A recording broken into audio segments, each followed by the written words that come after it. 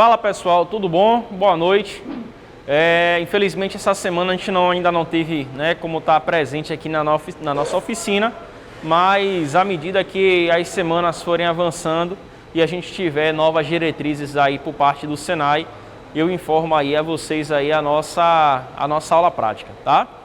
Para a nossa aula de hoje, nós iremos falar um pouquinho sobre o diferencial, Para aqueles que já assistiram a aula da semana passada, lembrem que a gente removeu uma parte do diferencial lá da nossa caixa IB5, A gente tirou aquele eixo secundário, no final do eixo secundário a gente tinha lá o pinhão e ao redor ali onde o pinhão pegava a gente tinha aquela cremalheira, A ideia hoje é a gente conseguir visualizar o conjunto diferencial e aí eu já deixei até um conjunto diferencial aqui de maquete para a gente poder fazer alguns comentários, tá?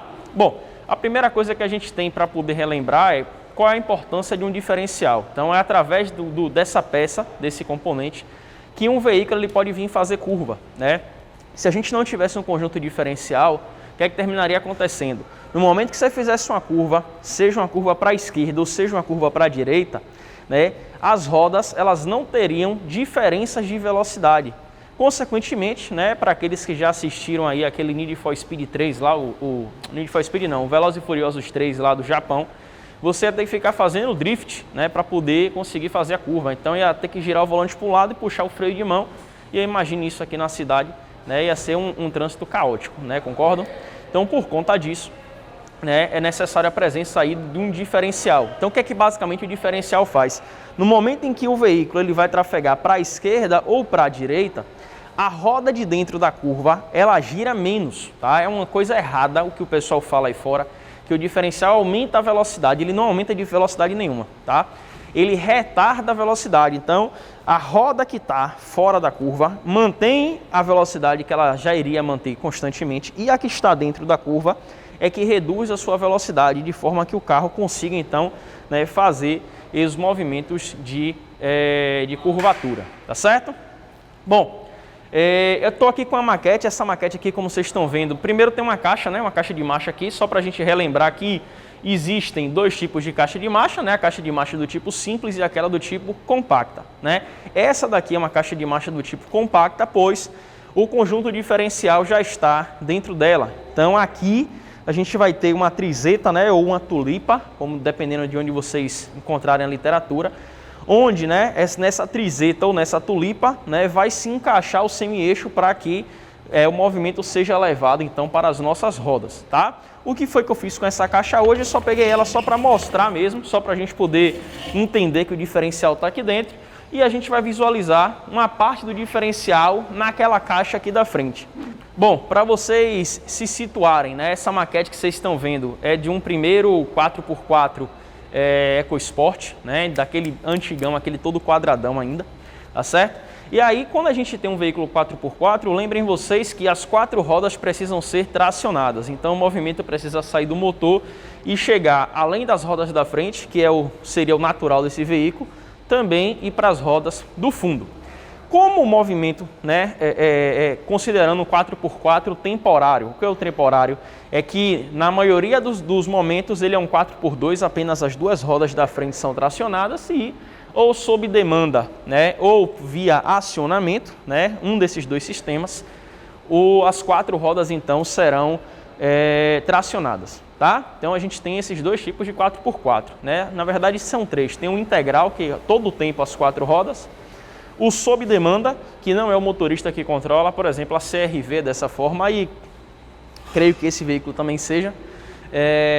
Ou seja, quando o sistema percebe que é necessário acionar um 4x4, o 4x4 vai acionado automaticamente. E o último é o 4x4 sob demanda, é aquele que você aperta lá no botão para que ele consiga funcionar, tá? Considerando então apenas agora o sistema aqui da frente, Aqui então vocês estão vendo aqui o conjunto diferencial, Então, a gente tem, as nossas tulipas aqui, que são onde a gente vai prender os nossos semi-eixos, A gente tem essa tulipa daqui, onde a gente já faz o encaixe aqui da junta deslizante, ou junta homocinética deslizante. E do lado de cá, onde a gente tem também o nosso semi-eixo, aqui a gente já tem também uma junta homocinética deslizante, tá? Então essa aqui é a configuração natural e esse diferencial ele fica localizado aqui junto com a caixa. Porém, para a gente conseguir entender o funcionamento e visualizar o diferencial aqui dentro da caixa fica um pouco ruim, né? Então a gente vai lá para o fundo desse mesma maquete, onde a gente vai observar o diferencial traseiro, tá? Que está localizado lá no eixo traseiro, e aí a gente vai ter um dimensionamento melhor de como é que a coisa funciona, tá? Vou dar um corte aqui e a gente vai lá.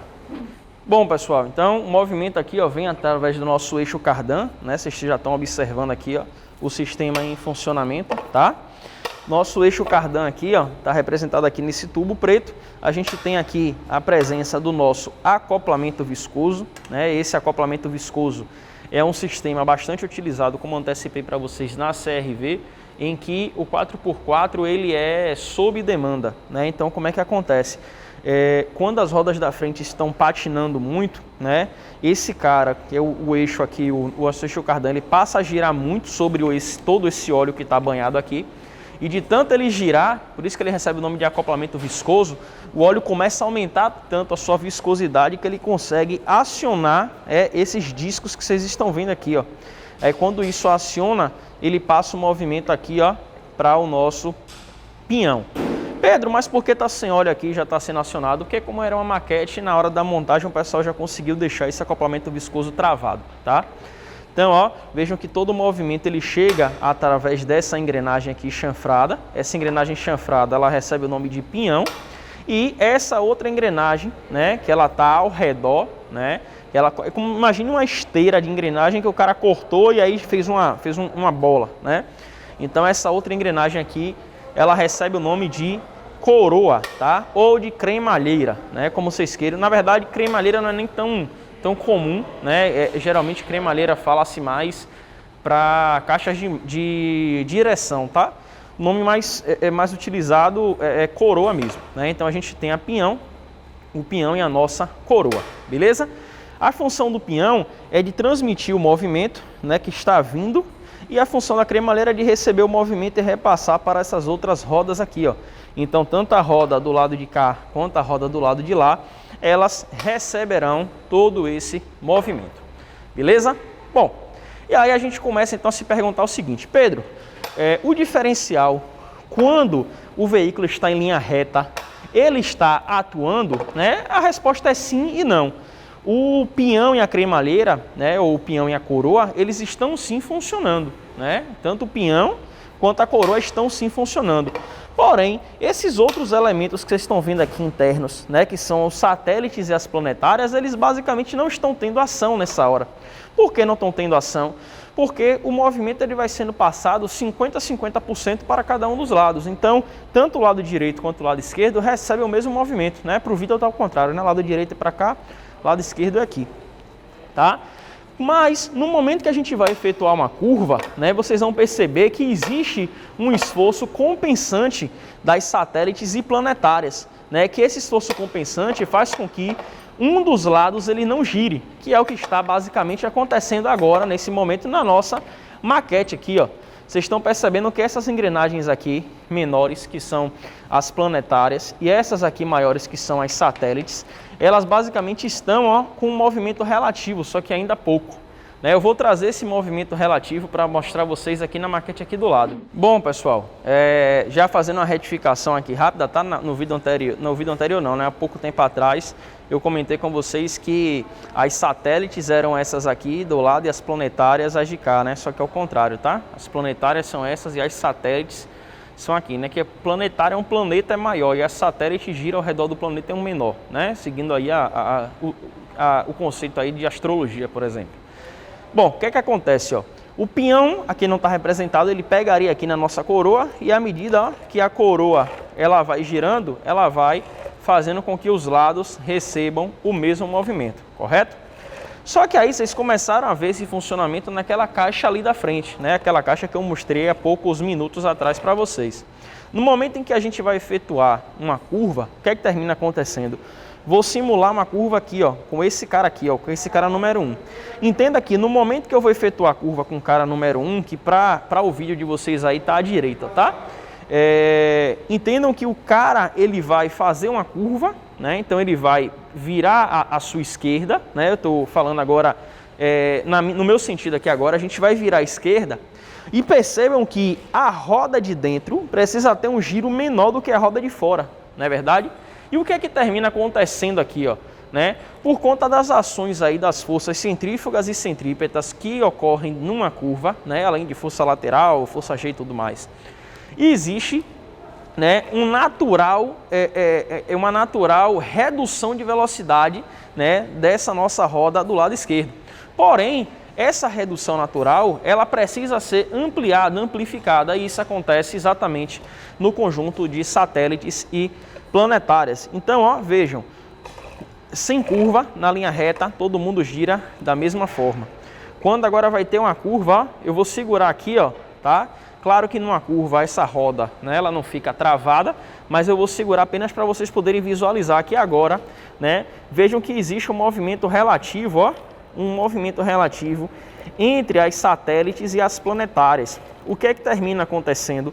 Como essa roda ela está girando menos, né, ou nesse caso aqui ela está travada, o movimento que estaria vindo para ela precisa ser compensado. Então esse movimento vai sendo compensado através das nossas satélites, que pegam esse movimento que viria para essa roda de cá e transferem para outra, né? Então observem, ó, como é que o movimento ele fica se dando, ó. Então veja que ora ele pode girar um pouco mais devagar, né? Estou tentando aqui girar um pouco mais devagar para vocês observarem como é que vai ser o funcionamento. Mas se ele estiver travado, totalmente travado, né? Percebam, ó, que a nossa planetária aqui em vermelho, ó, desse lado, ela nem gira. Então, o movimento que iria vir para ela, ele vai sendo compensado, né? Ele vai sendo transferido para as nossas satélites, beleza? Esse sistema, ele precisa existir para que a gente consiga fazer curvas, então não podemos admitir nenhum veículo, né, sem diferencial. Existe um projeto aí de frenagem em rodas individuais, de forma que você consiga fazer curva, mas assim, ainda é algo na casa do projeto, né? Ainda não é uma solução de mercado grande, tá? O diferencial, né, por si só, a gente precisa utilizar óleo. Eu vou dar um pause nesse vídeo, vou mudar aqui o foco para vocês observarem aqui a parte interna do diferencial. Bom, então aqui, pessoal, né, como eu estava antecipando a vocês, a gente vai falar um pouquinho da parte de manutenção. Nesse diferencial a gente tem esse aqui que é o parafuso bujão, né? Se a gente removesse isso daqui, todo o óleo iria escorrer, né? Eu já removi essa tampa, tá? Esse parafuso bujão, né, só para vocês observarem, né? Ele tem um ímã aqui na ponta. A função desse ímã é poder prender, né, todas as limalhas, né, de ferro que se desprendam aqui do nosso conjunto diferencial. E esse cara precisa ficar, né, imerso no óleo, né? Então vocês estão vendo até uma parte do óleo que ainda está retida aqui nesse nosso diferencial em maquete, né? É necessário que a gente tenha um óleo, que esse óleo ele seja um óleo que suporte, né, grandes tensões, porque a gente sempre vai ter, no momento que a gente está movimentando o diferencial, o contato de dente com dente. Então o dente do peão vai pegar no dente da coroa, por exemplo, né? E a gente tem um filmezinho de óleo ali no meio desses dentes. Então é necessário que, falando agora na parte microscópica da coisa, né, as moléculas do óleo elas consigam suportar aquela tensão, né, que elas vão ser submetidas, tá? Então é necessário que seja, na maioria das vezes, um óleo de alta densidade, né, para que a gente consiga então ter esse suporte e, além disso, né, além de ter esse suporte, seja um óleo que, com o alto funcionamento, né, com alta temperatura, ele não venha alterar tanto a sua viscosidade de forma a impedir a lubrificação aqui das nossas peças. Beleza? Eu vou deixar um videozinho também, pessoal, nessa nossa aula, explicando um pouquinho do diferencial. É um videozinho um pouquinho longo, tá? Mas eu aconselho vocês a assistirem. E aí, como atividade de hoje, vocês fazem então um resumozinho aí, né, da função do diferencial automotivo. Beleza? É isso daí. Valeu, galera. Um abraço. Tchau, tchau.